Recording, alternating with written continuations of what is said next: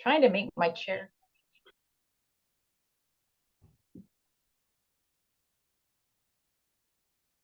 It's backwards. All right. Thank you, everyone, for joining us. We're going to take just a few seconds here, let people trickle in and get settled, and then we'll get started with our discussion with Peggy, part 2. Hello, everybody. Just saying hi. Thanks for coming back. Peggy is very festive right now with her for the holiday season. She's got her Christmas tree in the background, so Although it is not nighttime. But. Right.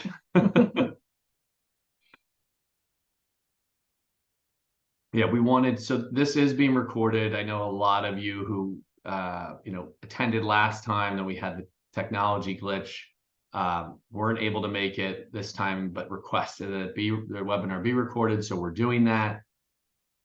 If everyone who is on could just give a show of hands that they could see us and hear us, so we know we can go ahead and get started, we would appreciate it. Thank you. Perfect.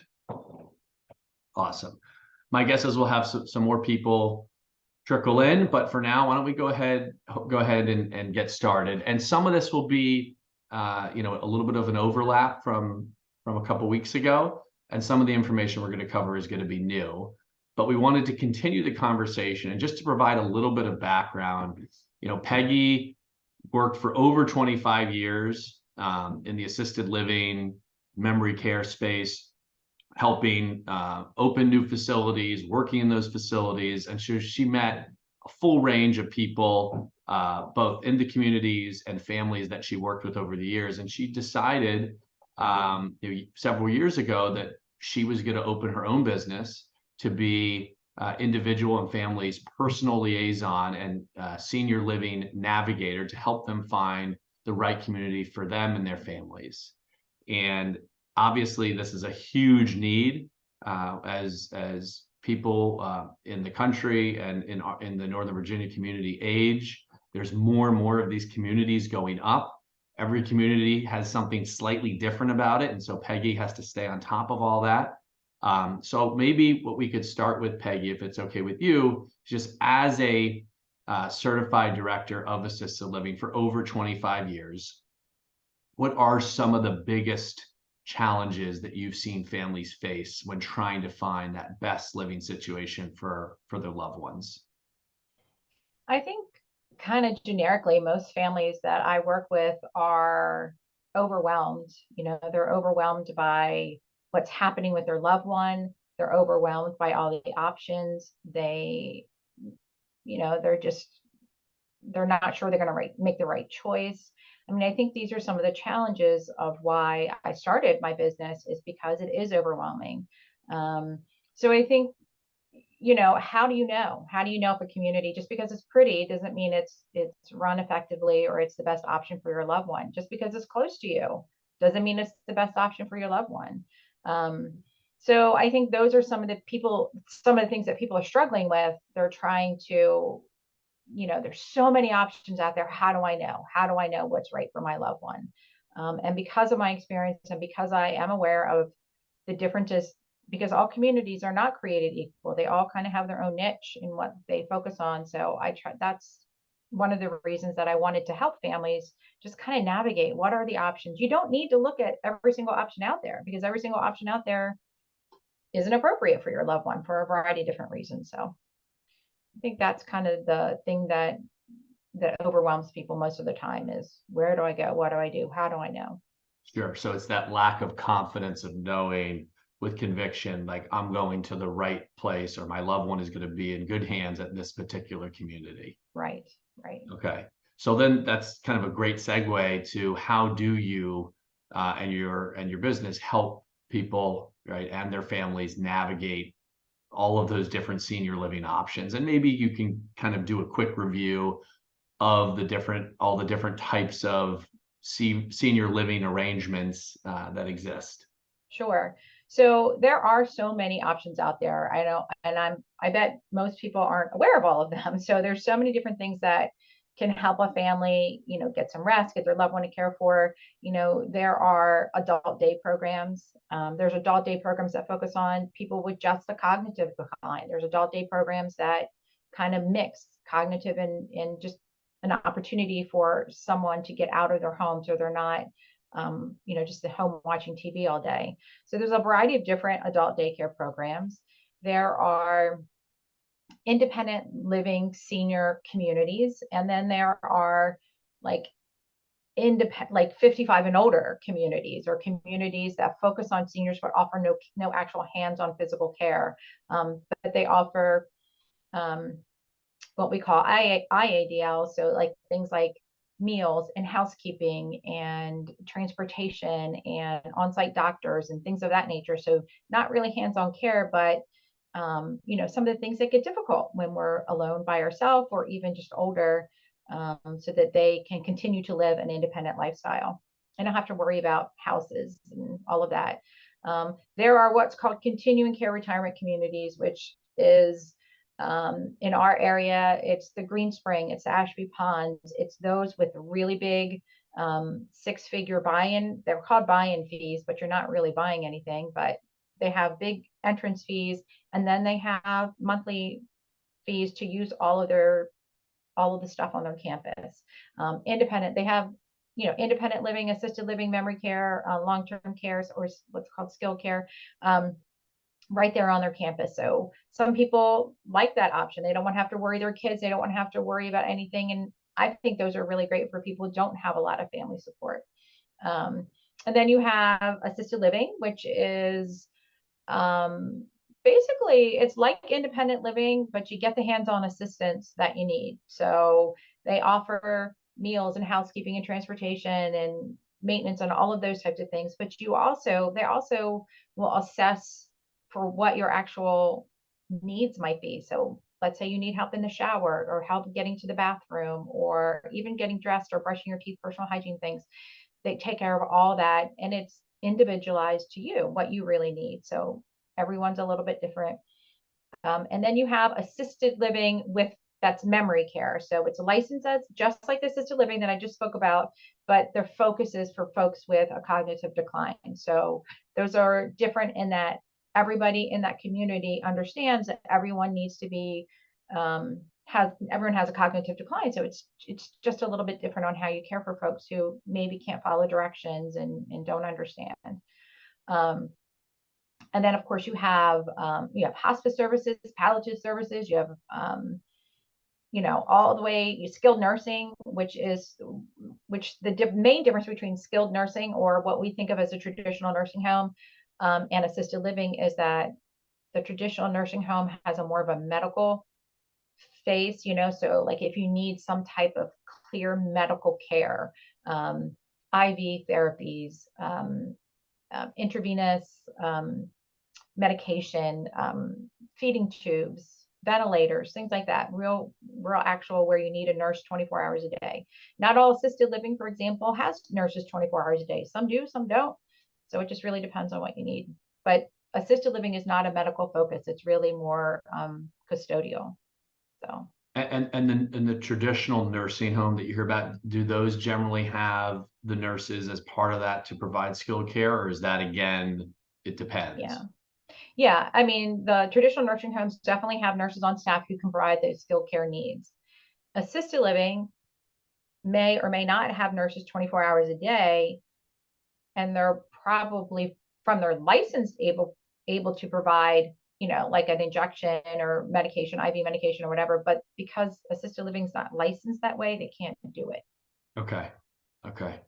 So can you kind of take us through an example, or how do you think about a couple who maybe is retired in their 70s, still mobile and able to do things, but concerned maybe about where things are going to be 3 to 5 years out?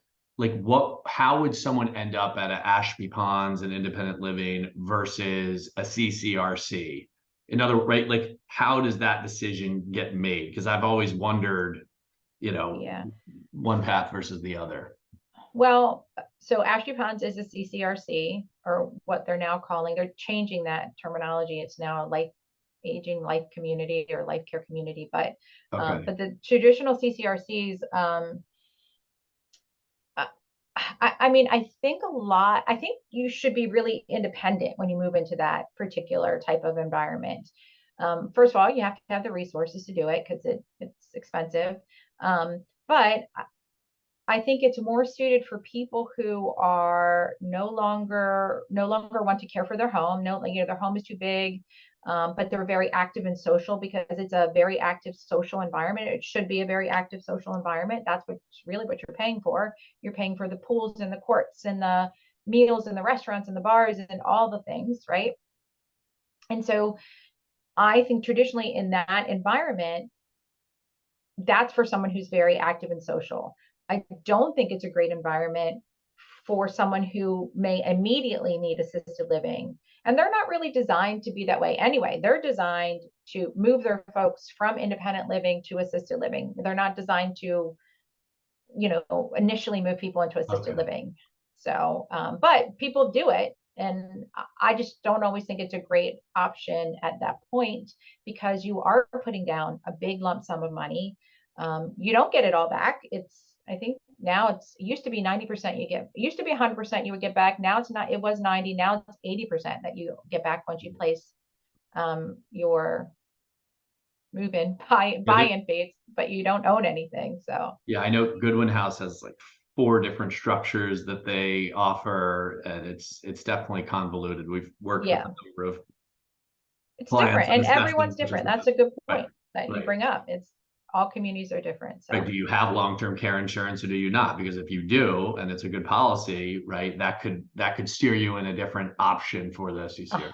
long-term care is like, I think everybody needs long-term care. I really do. And if you're between the ages of 45 and 55, you should definitely consider it because eh, I mean, it's expensive and it's only getting more expensive. So Right. No, it really is. It really is. Um, okay, well that's really helpful. Is there have you heard anything in terms of family members giving you feedback where let's say someone moves to a continuing retirement care, right, CCRC, and they're independent, but over the next few years could require more assistance. But have you seen or heard feedback where once the independent, senior moves into one of those facilities, they actually age more quickly because they're surrounded by people who have all these needs, and so it's almost like a self-fulfilling prophecy? Or is that, I have heard that, and I don't know if you've heard anything like that. Um, I think people think that. I don't know if it's necessarily true. Okay. I'm gonna give you, this is kind of funny. My mother always says to me, "You're gonna put me in one of those places." And I'm like, "Mom, I'm not gonna do what that you don't want me to do, but I don't understand why you're so afraid." And my mom said, "Because people go there to die." And I'm like, "Mom, people are gonna die. Like we're all going to die. Everyone on this call, everyone we talk to, we none of us are immortal, so we're all going to die." But so I think people think that because hopefully if you move into that environment, you don't have to move again. You're not, that is going to be the end stage for you. But I don't think people die more quickly. Matter of fact, I think people live longer, especially those folks who are isolated and alone. Like if you Yeah. have a spouse and you have someone to interact with, I mean, that's wonderful. But if you're alone by yourself as an elderly person and you have no engagement and no socialization and you're physically challenged, so it's not easy for you to go out and do stuff, I think being in an environment where you can talk to other people, can socialize with other people, can have meals with other people, I mean, all those things I think help prolong our life. And I think we saw that so much during COVID. That Yeah. isolation really does hurt our long-term No. lifespan. Yeah. So as we're talking, right, these communities have, tens, hundreds of staff. And if you think about it, right, the experience of your loved one that goes into these facilities is largely driven by the type and quality of care that they get from the staff. Can you talk about the training these people get? Because these are really difficult jobs. If you worked in these communities for a long time. So is there anything that would be helpful for us to know, for clients to know about how these communities work? Who are the people who are working there? What's the training Sure. like? So every community is different. I've worked for a lot of different communities, a lot of the big ones around here in the Northern Virginia area. And they all have training programs. They all have, what they require. Their hiring processes are all very different. The last community I worked, we didn't, when someone wanted to be hired, we kind of had like a round table discussion, and we asked like emotional questions because we wanted to see how they answered those questions. And it was, you have to have a heart. You have to have a heart to do this job. This is not a job where you can just go to and, help people take a shower and get dressed and all of that stuff if you don't really love it. Because, I mean, they're probably making the same wage that McDonald's makes, I mean, it's unfortunately not the highest paid job in the community, but in my opinion, it's the hardest job that is there in the community. So training is very important.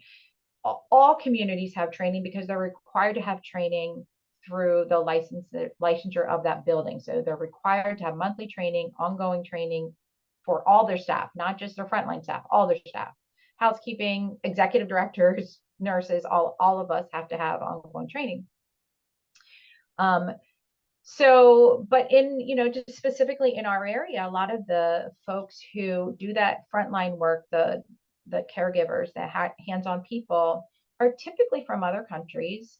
And so, many times it makes it difficult. I mean, I hear a lot like on, just stuff from being there, like families are like, I can't understand the caregiver. She has a strong accent, or um, the caregiver was mean to me, or whatever it is. And I think many times it's not that the caregiver's mean, it's just they come from a different culture and they don't have senior living in the places where most of the caregivers come from. So it's a new concept for them. But they generally, most of the people who are doing this job have the heart to do it. And in their countries, they cared for their older people. Like grandma lived with you, so there's a lot of experience. They have a lot of experience caring for older people because that's the way it was done in their country. So training, it's very strong. Some communities do it better than others. Some communities, you just go on a computer and you read information and you take a test and you pass the test and that's all you do. Other communities have professionals who will come in and teach, specific skills or specific, I don't know, ways to manage, especially with cognitive decline. I mean, um, I worked at a community that was a dementia specific community, and I did training once a month. I did training myself for different things that were happening in the community. So if someone needed oxygen, for example, and it was the first time we had oxygen, we would get someone to come in and reteach people how to use oxygen. If we were having a challenge getting someone in the shower, for example, I would teach a class on how to help families, or how to help their resident, take a shower without causing agitation. I mean, so it really depends on the community. It depends on, there's just so many things to consider when you are looking at communities, because they're not all the same, and how they do things is different from community to community. We had a question that came in, a really good question, I think, which is related to what you were talking about. But labor, finding people to do jobs has been very difficult across the spectrum. Has staffing at these communities been an issue recently since COVID? It has been an issue. It has, since COVID, and but most communities are back on track now. I mean, I hear people tell me like, okay, we have our own staff. We don't have any agency in the building. And that's great. It's great when they have no agency. The problem with so if you're ever on a tour with someone and they say that, the reason that that's a good thing is because they're training their staff. An agency is trained by the agency. So they don't really have a lot of control over what that training is that they're getting. So So yeah, but it's getting better. It is getting better. I mean, a lot of communities are telling me now that, yep, it's all our own staff. We have no more agencies. So it's getting better, but I'm sure it's still going to be a struggle. I Yeah. mean, it Everyone is, needs more people yeah. right I mean, now. that's everywhere, Right, right. That's across the everywhere. board. That's Yeah. every industry is dealing with that. It's a really good question. Um, okay. In let's talk about this. Have you seen discrepancies in terms of the quality of the care and the consistency of that quality amongst different communities? Right. Okay. And maybe you can't speak about that, Well, but what do you think drives that? And is it generally correlate to you're paying more, and that's why the care and the customer service is better? no, I don't think it's related to money, quite honestly, because most communities are competitive with their rates, with their pay rates. I mean, otherwise you would get no staff if you weren't competitive. So I don't think it's really about that. I think it's about company structure, company culture. I Yep. think it's about the leader who's in the building, what he or she, what their expectations are of their staff. If you have like, I was an executive director for a very long time, and one of my things was that it was really important for me to get out into the community, the big, not just my office, at least 3 times a day. Now, there's a lot of things that I had to do as an executive director, but the most important thing I had to do was be present for the people who live there. So I see in a lot of communities, executive directors who don't do that, who stay in their office, they don't come out, they don't get to talk to families or residents or get to know what's happening in their building. It's not only just for the residents, it's for the staff too. Your staff Yeah. has to know that you're going to be walking around and checking on what is happening and making sure people honor their phones and all that kind of stuff. Phones are weird right now because um, a lot of the systems in place, you use a cell phone. So I want to caution people, if you see a caregiver on a phone, that doesn't mean they're just, you know, not doing anything and talking on their phone, because a lot of times now the programs, you carry a phone and that's how you know if someone needs help or what you need to do for somebody or whatever. But yeah, I mean, I think it depends. I think it's company culture, what's expected from the company overall. And the two leaders in the building, the executive director and the director of nursing. Those two people are really key to how a building runs. So what, obviously you have so much institutional knowledge from working in these different communities and keeping in touch with them. So you're a huge asset to people. But a lot of people don't even know you exist or people like you exist. So they go out and do these searches alone with their loved ones. What are the big pitfalls you see when people try to do this stuff on their own and find the right community? I have a great example for this because I just spoke with someone yesterday. She's looking for a mom who has dementia. The biggest pitfall I see is that you look at too many places.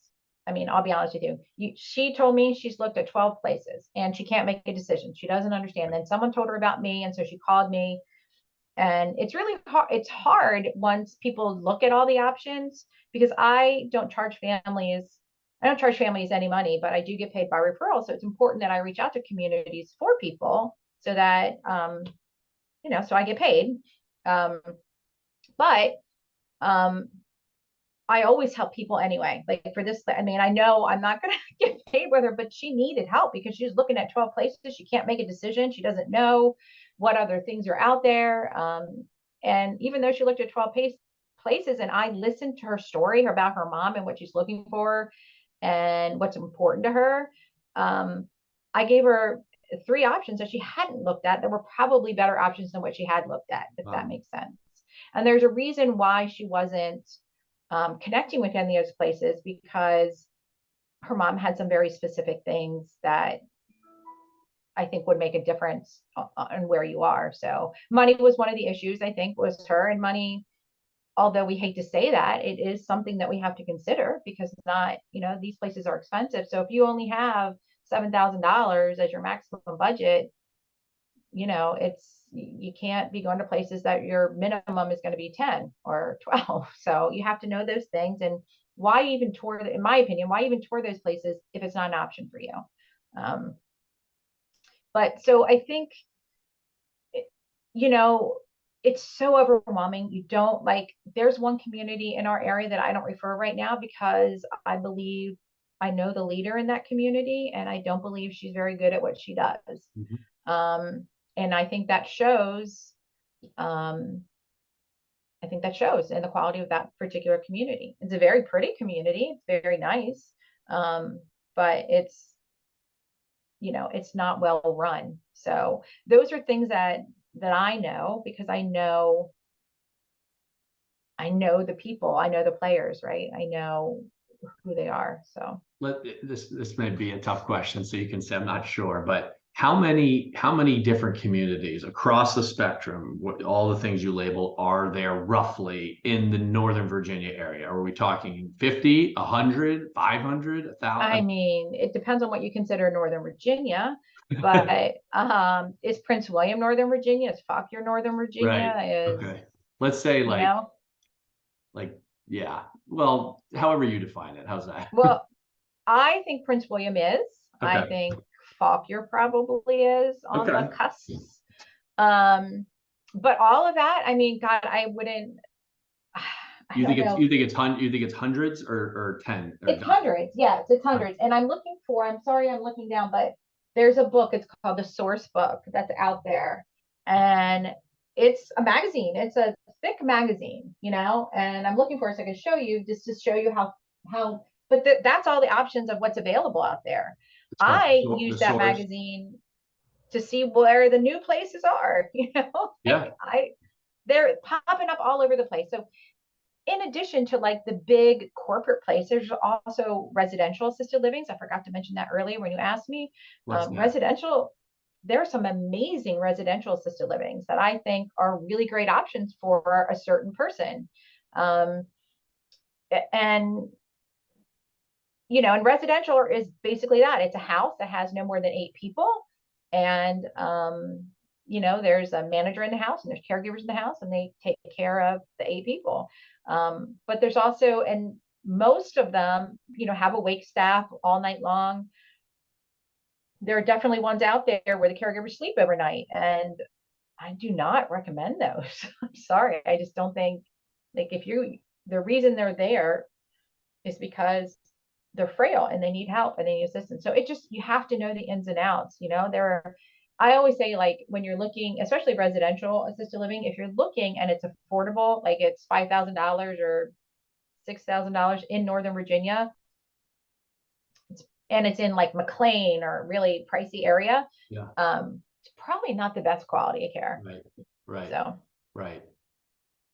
So of the multitude of options out there, how many do you feel like are, and I realize this is a tough question, but just top quality? Like, are we talking there's, there's 25% of them are really, they check, great executive director, great culture, good training, competitive on pricing. I'm being analytical here because this is what I do, on the it's investment side, but it would be helpful just to understand kind of big picture and then what really ultimately gets So it really recommended. depends, and I say that because it depends on the person, like Right. what is affordable to you. Maybe $10,000 is a drop in the bucket for you. Like I Right. don't know, I That's don't true.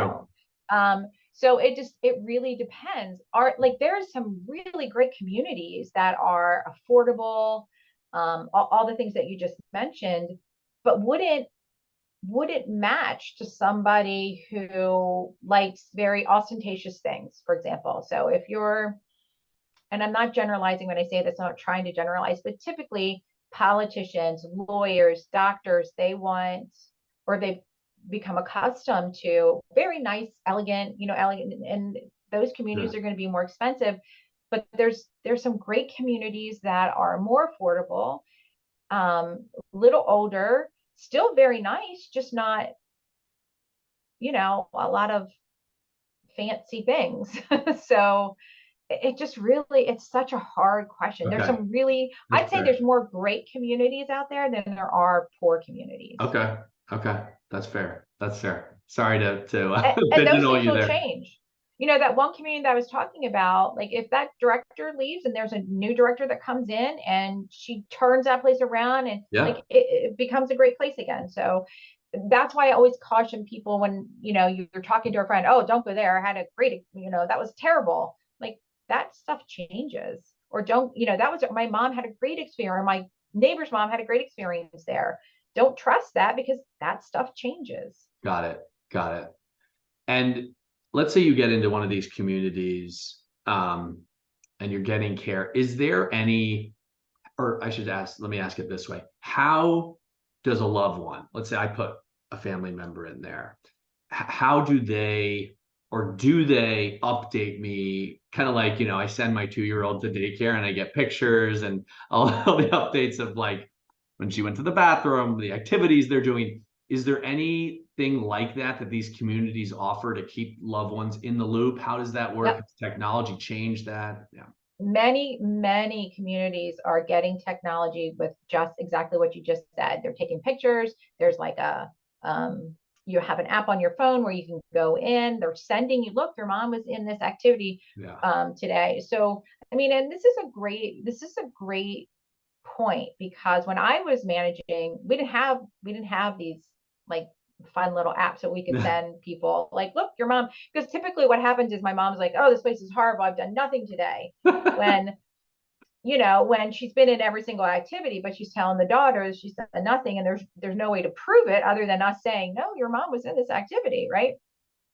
But and she had a really great time, but mom is saying, oh, they're just, they're not telling you the truth because mom doesn't want to be there for whatever Right. reason, or but mom is actually having a good, or mom, a lot of parents, they throw that guilt on their kids just to, even though they're really enjoying the environment. I've seen that so many times. So so Well, yeah, so there are more and more technology. Ask about it. If you do tour, ask about like a lot of dementia care communities. So a dementia specific community, this is really important to them because it is hard to communicate with your loved one. So they have all this technology, and more communities are putting that into play because it's an easy thing to do. It's an app, and they notify you, you can see it. So sounds similar to where my 5-year-old cries because he doesn't want to go to school, but then every day when he comes home from school, he has a big smile on his face. It's like you're telling yeah, me you don't like it, don't want to go, but then every time you're there, it seems to be very yeah, enjoyable. It sounds it's yeah, that and it that life happens. cycle.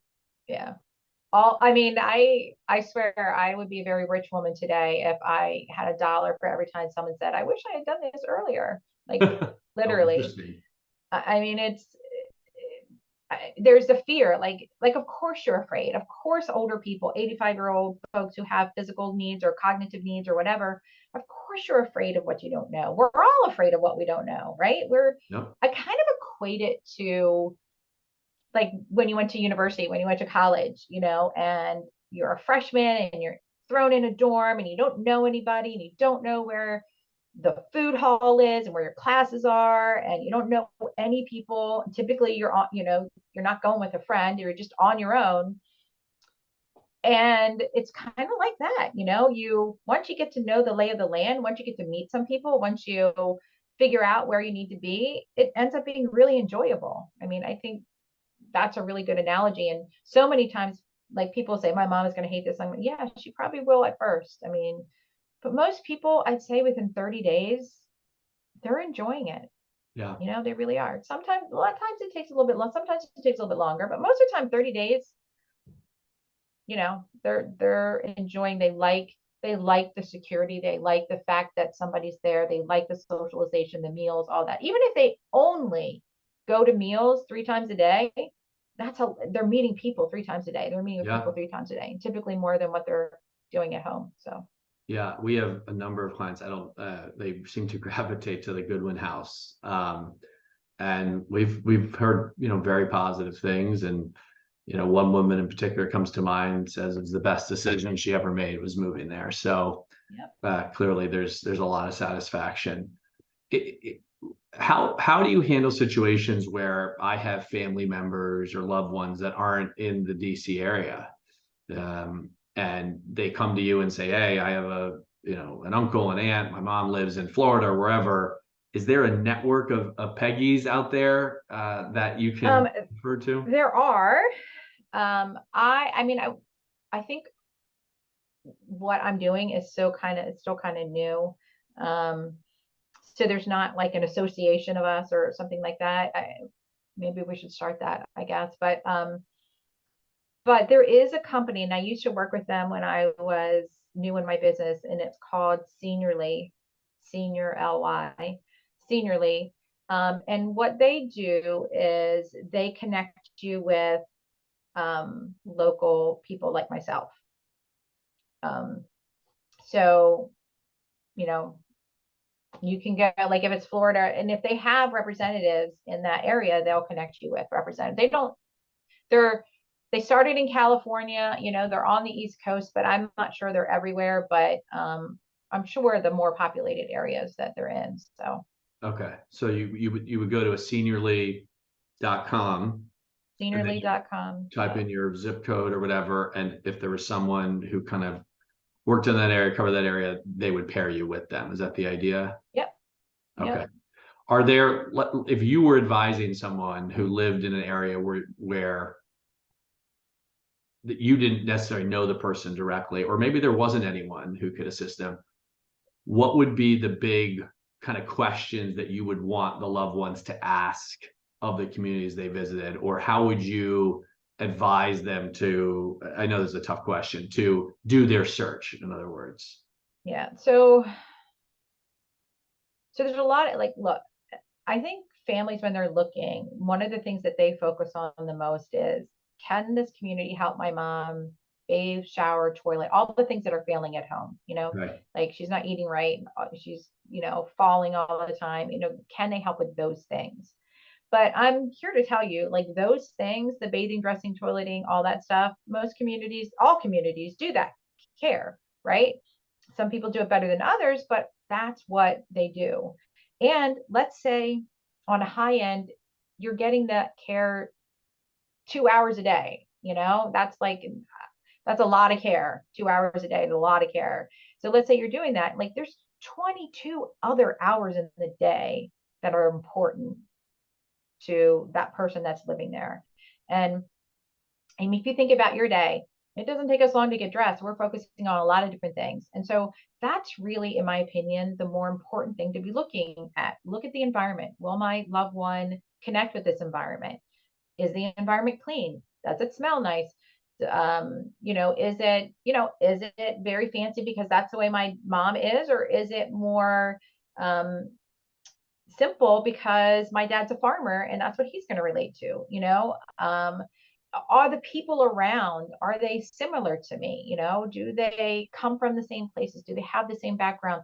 These are the things that help families connect, or people who live there connect to the community, feel like it is home. Like I feel comfortable here, because that's really all home is. It's a place where we feel warm and comfortable and loved, and that's what we're looking for. And it's not so much about the care. The care, is important, obviously, because that's why we're making that change. But it's really the environment, I think, in connecting to the environment that is most important. So yes, look for those things. Look, the thing I do. So when I have an ED, I always say an EDI, so executive director I. So when I walk through buildings, I look at little things like I was at a community, a very nice community, Sunday, this past Sunday, and I noticed, and we were on tour I was on tour with a family, and I noticed a caregiver on the memory care program. It's a memory care program. Caregiver sitting on a table on her phone. I heard children laughing on there, and she was not working. I could tell she was not working. She was a caregiver because she had her uniform on and I knew what she was doing. And to me, that was a really bad sign. Like if you see stuff like that, ask about it. Like don't just let it slide. The salesperson isn't going to go, hey, Susie, you need to go back to work, because she doesn't want. I noticed it. I talked to the salesperson after the tour and I said, hey, everything went really well, but I just want you to know I saw this. What was that about? That's, again, the advantage of using someone like me, because I notice these things and I can address them. helps their community be better. Anyway, so you have to look for stuff like that. If you're passing staff, are they saying hi to you? Are they Right. smiling at least? Are they recognizing you? This is important because that talks to the culture of the community. Um, so there's, I mean, people used to say in the buildings that I manage, like they would say, I love coming here because it feels so good. It feels good. And that wasn't because it was a fancy place. It wasn't actually, but it was because the energy in that building, the people who were there were good people and they had a good culture and they liked what they were doing. So those are like, and I think we can feel like I think we all walk into places and we are like, oh, whoa, this is not the right place for me. Right. I think that's true. A lot of senior living. Sometimes you get a feel. Sometimes you say, wow, um, I can see my dad here. I can see my mom here. These people are, they are just like them. So those are really the important things. Yeah, no, that's, I mean, that whole concept, I mean, I think that's true in any organization, any business, right? The culture of the organization, everything kind of stems from that. And my guess is that it's times two or three in those places, right? Because it's so intensive and it's so exhausting to be a caregiver. It Um, is. maybe before we open it up to questions that people have who are online still, um, how is there just, it's really hard work, right? I mean, I know these people aren't paid much. It's really hard work. Is there a lot of turnover in these communities, or is it a fairly steady, yeah? There is a lot of turnover. And so here's a challenge with senior living. And people are like, oh, not paid enough. And I think if company culture is good, people will stay because most of the time, especially frontline staff, like, they're making 50 cents more by going somewhere else, or, it's not a significant amount of money more. So if there is a lot of turnover with frontline staff, it means, I think it means the company culture isn't good. Um, I think with executive staff or management staff, some of the challenges I know for me, for example, I was at a community that I loved. I love this community. I did a great job. Everybody loved it. We were, very good, full, all the things that you want. But another community was opening a new building. They knew that I was good at what I did, and they offered me a lot of money to make a change. Like it was, it was a $40,000 pay raise and bonuses. So in that case, money was the reason I left because I had young children about to go to college and all the things. And that it wasn't, I loved the community, but it was, um, there's the problem with senior living is there's no way once you reach a certain level, it's very hard to move up. Like if, when we're in our normal jobs, we get promotions and, but it's very hard to move Yeah. up because once you reach executive director level in a community, the options are working at the corporate office or being more of a regional person. And that wasn't really possible for me because of my children and, things like that. So, so sometimes those things happen. And I got to tell you, I made a lot of money, but it wasn't as great as the place I came from. Yeah. So, but it was that jump that led me here. So, I always think it was a positive thing anyway. So, How'd you get into this line of work kind of originally, going back 30 years now? um, wow. So I should have started with that question. so I was 23 when I started in senior Wow. living, and I had just gotten out of college, and I was living on the Eastern Shore in Maryland, Salisbury, Maryland, and there were no jobs in Salisbury, Maryland. It was really hard. The things I was doing, I did not like. Um, and my sister was working for Sunrise Senior Living, and that was when you got to understand that's when assisted living it was a brand new concept. Like nobody was doing it. There were Sunrise communities, but it was a brand new concept. And she called me and she goes, Peggy, you need to do this. This is so up your alley. This is you. Hands. She was working, like I said, in the corporate office. So she goes, this is you inside and out. So um, I I interviewed. I interviewed with them. I came up um, to the area, and I interviewed at 4 different Sunrise communities, and all of them offered me a job. And of course, I took the one that paid the most. And they hired me as the director of the marketing department, the director of the marketing department. And I said, whoa, whoa, whoa, no, like that. And I realized that my first day at work, I said, I can't do this. I've never done this before. I was 23. I was 23 years old. And I said, they're like, that's okay. They go, we'll teach you how to do the job. You're the right type of person. And that really spoke to me. And I remember 2 weeks after being there, I said, I'll do this the rest of my life. I did. I found my niche. Wow. And I never went to school thinking I was going to work with older people. It wasn't something I was thinking about at that age, but I love it. Absolutely love it. I've always connected with older people. Um, I don't know why, but I have, and I was very close with my grandparents, all of them. Um, I just love it. That's I cool. love it. You have an old soul, as they say, right? Old I soul. am. I am an old soul. So Um, we had another question come in. It's another good question, which is you mentioned communities change over time. Let's say a resident moves in, community changes and starts to head downhill. Is the resident pretty trapped in terms of the recourse they have? If they're, I mean, obviously they could move out, but you can beyond that, definitely move out. You can. I always say, even if things are changing and let's say, care is changing or whatever, talk, you need to talk to. So a lot of times families will go, if care, let's talk about care because it's usually one of the things that people notice. Like my mom's not getting her shower or, whatever. She doesn't look clean, whatever the issues are. Um, Family will talk to the caregiver. Hey, my mom, and they are the ones doing the care. That's true.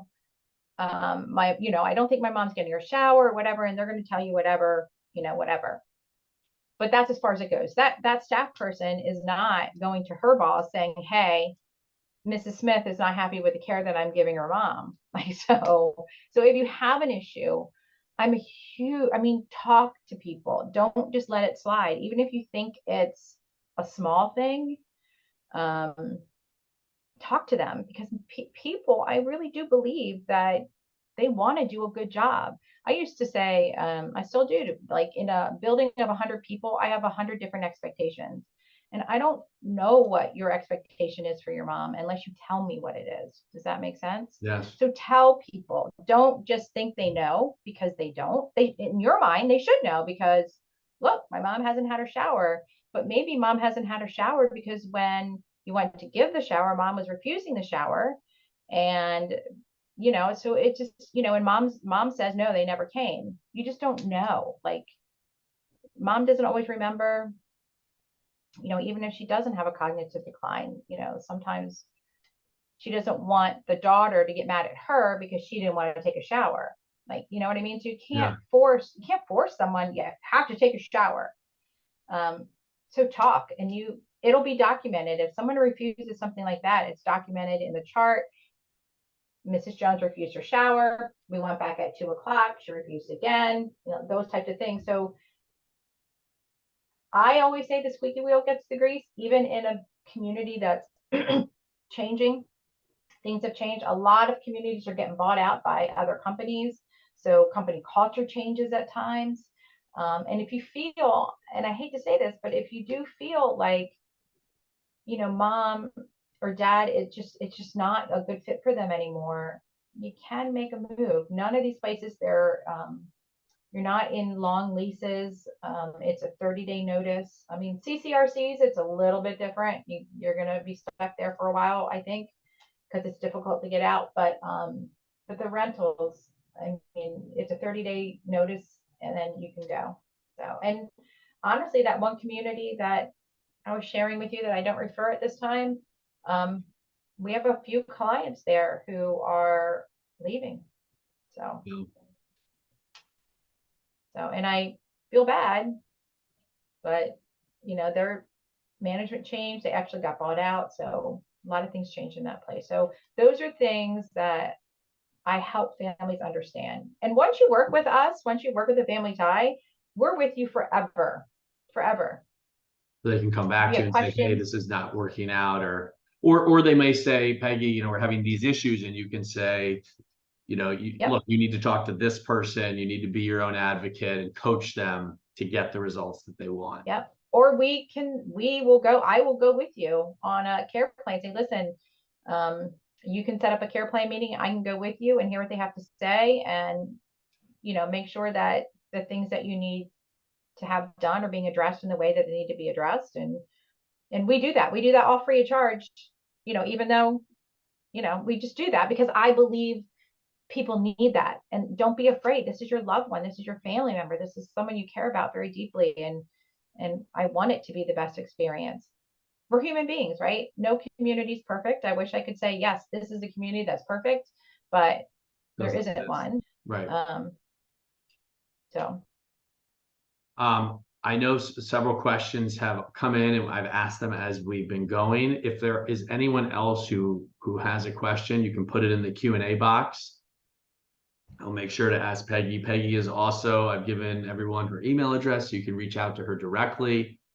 But as financial advisors, as your wealth management team, Peggy, people like Peggy are an integral part of our network, right? Because as your needs evolve and life changes, we need to make sure we're not going to be experts at everything, right? We focus on the things that are within our circle of competence, and once we step outside, we can analyze the numbers and the financial planning implications of going to a CCRC versus 55 and older community.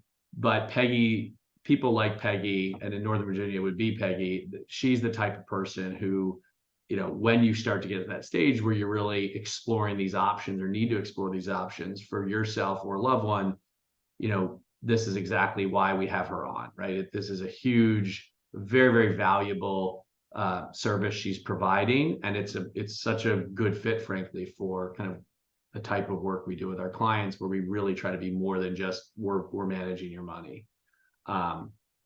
So is there anything else, Peggy, that you want to share? I know this has been kind of a long webinar because we did a half hour last time, and now we're almost at the top of the hour. So it's been fun talking to you, and I appreciate you showing up now twice for us. I'd love to make this an annual thing.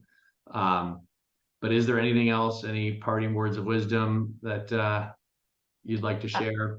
I would just, share that when you're making this decision, and it's a big decision, it's a life-changing decision, making a move for yourself or a loved one, um, do first of all, anyone can always reach out to me. Even if you don't want to use my services, I'm happy to give advice because I really do want it to be the best that it can be for you.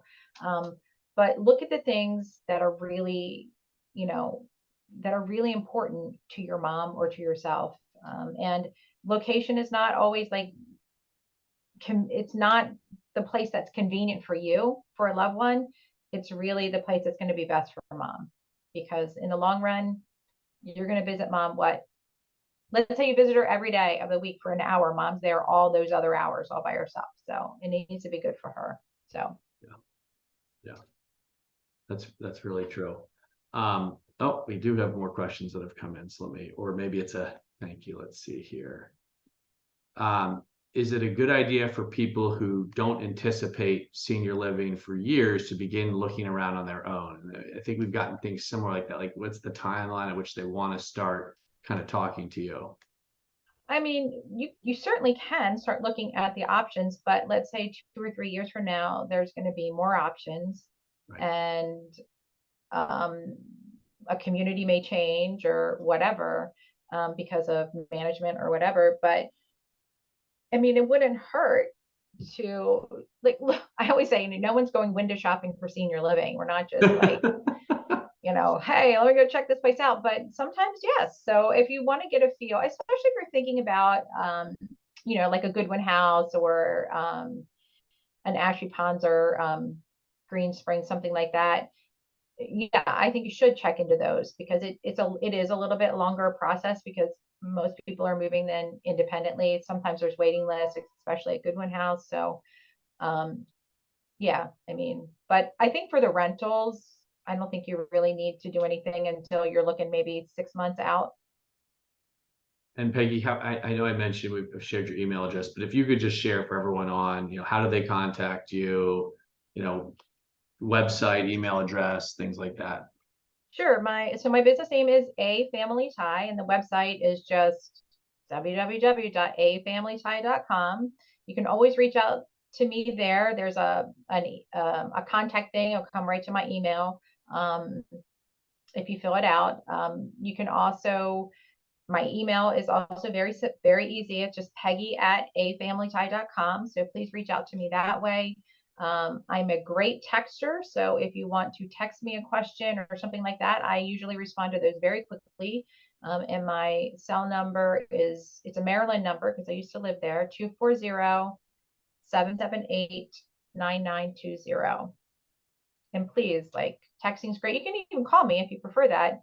I don't, if I'm in a meeting or with another family, I will return your call as fast as I can. But text me that you called. Don't leave a message because it's sometimes difficult to check messages during a busy day. So text, that's the way. I will respond to you immediately with text or as soon as possible. We had another client say, if you don't already have LCI, I think they mean long-term care insurance, you might want to understand the rising costs of these living situations. Yes. Yes. They're not getting I mean, cheap. I am seeing, I mean, it's just, I think people are realizing, a lot of people there. And there, the other thing, when you're looking, there's certain times of the year that they will do promotions too. Like this time of the year, they're doing a lot of promotions because they want people to move in Okay. before the end of the year. And another time that they do promotions is like winter, because people don't move and they typically move during those times. Spring, summer are a lot busier. Um, so think about that. If money is an issue, you can get, like, one of the communities is offering like $3,000 a month off their lease for the time of the whole length of your lease, which What? I was like, what? Oh, that's a really good deal. So You to are think right. that, Like these communities are popping up everywhere. Like there's one in my neighborhood basically that's under construction. I mean, I think it's just going to be more and more and yeah, more. yeah. And So, more residential assisted livings are popping up too. So typically a residential assisted living was kind of like um, a rehab. So they'll take a home and they rehab it for seniors. But a lot of them now are, especially in places like McLean and Vienna, and where all those smaller homes are, smaller congested homes are, they're tearing those down and they're putting up these big homes that are designed specifically to meet the needs of folks who need, assisted living. Um, because I mean, people are afraid to move to a big community, but like if you're living in a home and you have a bedroom in a home and it's just like a home, a lot of people find it more comfortable. So there's a lot of that going on too. There's so many things. Things are changing all the time. So just let me know. I stay on top of wonderful. that stuff. Thank you so much. You've made yourself incredibly available with cell phone, email, website, 2 webinars now. So we are very appreciative. So thank you so much. I hope everyone enjoyed the webinar. It was very lively and interactive. So thank you for your participation. And we have another webinar coming up actually this month, since this is being rescheduled on Tuesday, December 19th. It's going to be an update on the market, our current thoughts on the market, and our outlook for 2024. We sent that email out I think yesterday, so we have already a lot of people are signed up. I would definitely encourage you to attend that. If you're on the fence, it'll be a good one. So Peggy, you're welcome to attend as well if you'd like. All right, we're all set. We're all good. Thank you, Peggy, and everyone have a great rest of your Thank day. you. Happy holidays, everybody. Happy holidays. Bye bye. Bye bye.